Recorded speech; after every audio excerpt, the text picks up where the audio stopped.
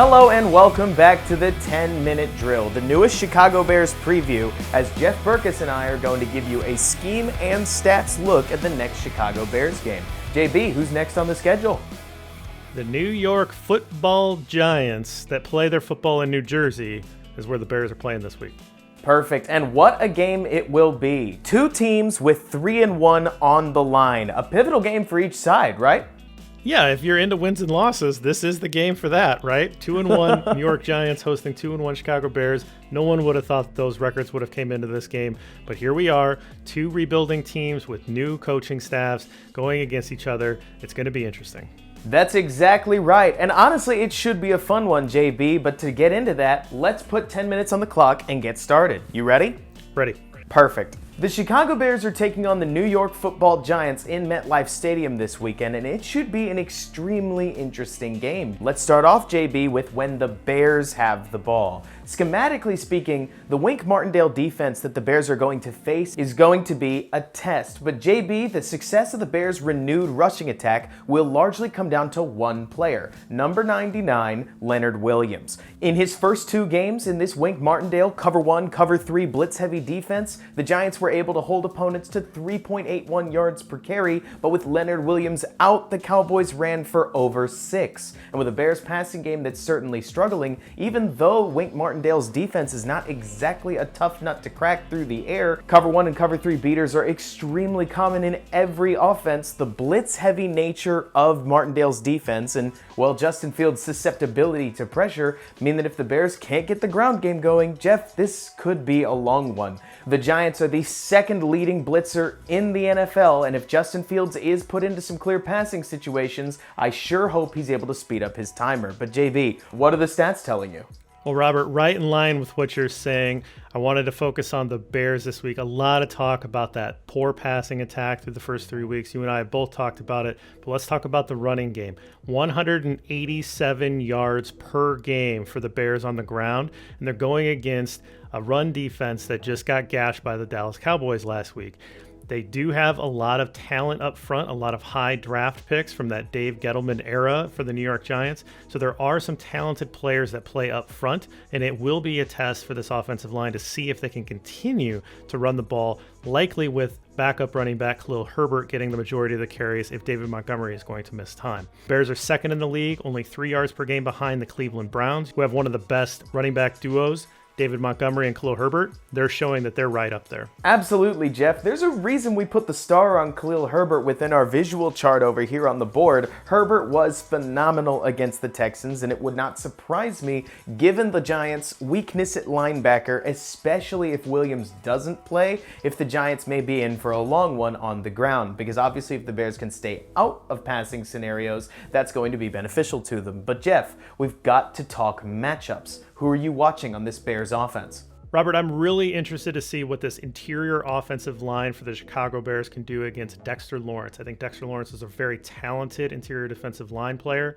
He's going up against maybe Lucas Patrick taking his first start at center. We're not sure exactly who's going to start this game. Maybe it's Sam Mustipher. The guard play has been relatively strong for the Bears, but I'm very curious to see how they handle a really talented player like Lawrence, who wears number 97 for the Giants. Oh, that is a big matchup, but JB, I'm going to go with the obvious one, Justin Fields versus Wink Martindale, the defensive coordinator, because I can't tell you who is going to be blitzing within the Giants scheme. I can just tell you that that blitz is going to be coming. And if Fields gives up multiple sacks, if we're looking at another 5, 6, dare I say 7 sack game from Fields, Jeff, this could be a long one, as it's very tough to sustain drives when you're constantly going backwards. But if Fields can throw through the blitz, if he can play on time, JB, the Bears should be able to break open a piece of their offense that they have not as of yet, and that could put a lot of pressure on Martindale's defense, who likely won't have scouted the quarterback that can beat the blitz and should make the Bears offense that much more dynamic. But JB, as you and I know, the Bears offense is not the only set of players that are going to be taking the field. We need to talk about what happens when the Giants have the ball,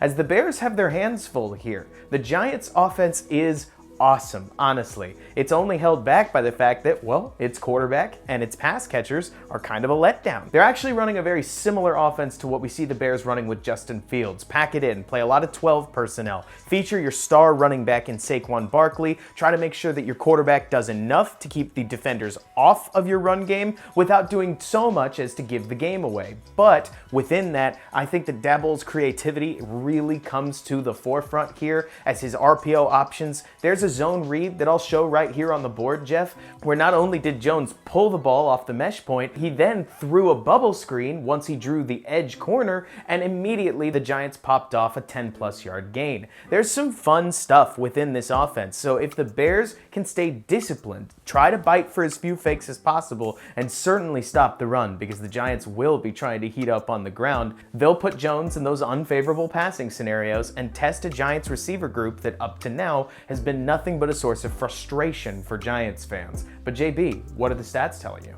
Yeah, and to your point, Robert, Sterling Shepard injured and out for the year, so that really depletes their receiving core, which is going to make this stat even more interesting and kind of what you're saying. 4.3. That's the number of sacks per game that the Giants offensive line has allowed on Daniel Jones. Daniel Jones has been constantly under pressure, and he's taken plenty of those sacks, a lot of negative plays, forcing punts, putting him in a bad position to maybe put the ball in harm's way. Bears are going to need to continue to do that. They've had strong play from their defensive ends through the first 3 games. Let's see if they can eat against this Giants offensive line. I certainly hope they will, Jeff. Who's your matchup of this week? Robert, I'm going to take the obvious, the best on best. Roquan Smith really came back into form last week, really looked like a natural, was all over the field, 16 tackles in that one. He's going to have his hands full with Saquon Barkley, one of the star running backs in this game. Wasn't necessarily as good as he has been recently, but he looks like he's back to form. He's certainly the best option that the Giants have as an offensive threat. He's going to be featured early and often, and if Roquan Smith can negate Saquon Barkley, the Bears are going to have a really good chance of stopping this Giants offense dead cold. Absolutely right, JB. Roquan Smith is going to be huge in this game, but while we've always got best on best, I love watching role players go against a potential weakness. And that's why whether it's Dominique Robinson or Trevis Gibson, I want to see what they're going to do against right tackle Evan Neal, who is struggling to adjust to NFL game speed. What rookie doesn't? But all the same, that 4.3 sack stat, the Bears are going to need a couple of them if they're going to keep the Giants' score low. And since we don't know if the Bears' offense is going to be able to sustain a 27-point game, we will need those edge rushers to create some pressure and force some errant throws. And Jeff, not only are the Bears going to be looking to win, but you at home may very well be able to win yourself as you go onto the website listed here and use our promo code. Thank you so much for doing so. But Jeff, what prop bets are you seeing? Robert, as we get closer and the injury reports come out and we figure out if David Montgomery is going to start or not, I'm assuming that he's probably going to sit this one out. We're going to see Khalil Herbert as the starter. Whatever the prop bet pick is in terms of rushing yardage, not total yardage with rushing and receiving, just rushing yardage, I want the over. I think Khalil Herbert is set up to be an incredible source of running yards as long as he is the feature back. He is averaging an explosive run 1 out of every 4 times he touches the ball from the backfield, which is an incredible rate. It's one of the best in the league. I know it's a small sample size, but it's one of those things where you think that he can probably sustain it given how the offensive line has been run blocking and just how explosive he is and how many moves he has to be able to break those big yards off. So I think that any number that they put up is not going to be able to contain Khalil Herbert in this one. So please give me the over for rushing yards on Khalil Herbert.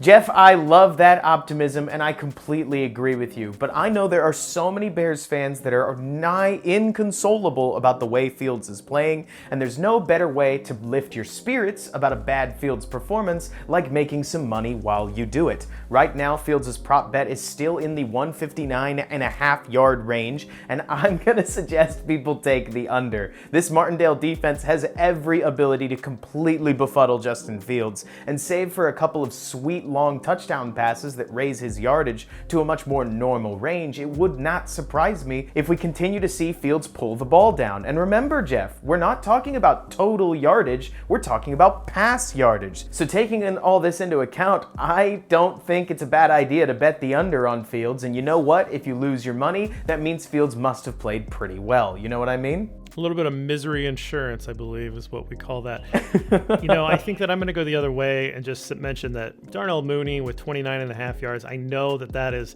a number that he has not been able to reach so far this year, which is very sad for a lot of reasons. But at some point, he's going to break out of this. I don't think much of the New York secondary to be able to hold him back. He just needs one catch in some circumstances to be able to break 29.5. I think that's a worthy gamble in this one. I do think they're going to continue to try to get the passing game going. So I'm going to take the over on Darnell Mooney, 29.5. And I mean, to your point, Fields is staring down Darnell Mooney in plenty of the reps that we saw against Houston, so he's looking for number 11. It's just going to be a matter of whether he can shake loose against potentially a blitz that leaves somebody in zone coverage, and suddenly he may get all 29.5 of those yards, Jeff, in one fell swoop. There's some really interesting ones for the Bears here, and I highly recommend that you, viewer, go ahead and take a look at them. And that's our show, JB. Let's see, did we get the time? Yes, it looks like we got it again. That makes us 2 for 2 in our last 2 weeks. And Jeff, I don't know about you, but we can just go ahead and chalk the first 2 up to Russ. We've got this nailed now. Yeah, just consider us Tom Brady in the 2-minute drill. That's it. But all the same, Jeff, I know we came into this season suggesting that wins and losses didn't matter, and I still do believe that, but all the same, the Bears are approaching a win-loss total that, truly, they're in you-never-know territory. The NFC is wide open this year, and if the Bears can sustain what, like you said, has become one of the NFL's premier rushing attacks, I guess nothing's really out of the question, right? What do you think about this game's meaning overall, and what are you looking for? Before the year, I would have said that this is a game that I was looking forward to because it felt like both teams were probably pretty evenly matched. They were on a similar trajectory. They're restarting. They had new coaching staff. Obviously, Brian Daboll is a guy that I liked in Chicago. Their new general manager as well, Joe Shane, so they kind of stole from the Bills. It was a group that I was interested in, so I'm curious to see what the Giants look like early in their rebuild. As the Giants, I'm sure interested in what Ryan Poles and Matt Eberflus are looking like because those were potential candidates for them.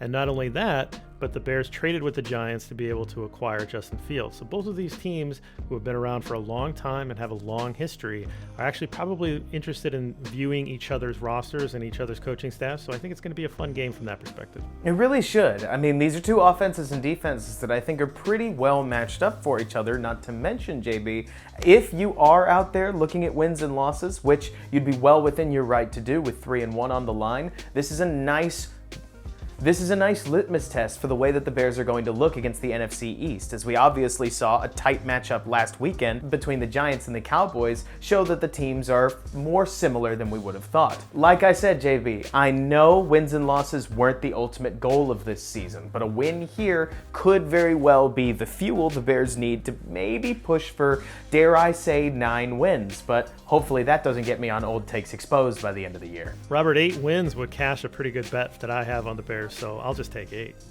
There you go. Well, Jeff, that's going to do it for our show. Anything coming up that people need to be watching out for? Join me Sunday morning for the Gambler's Den, where we're going to go through all of our bets, our prop bets.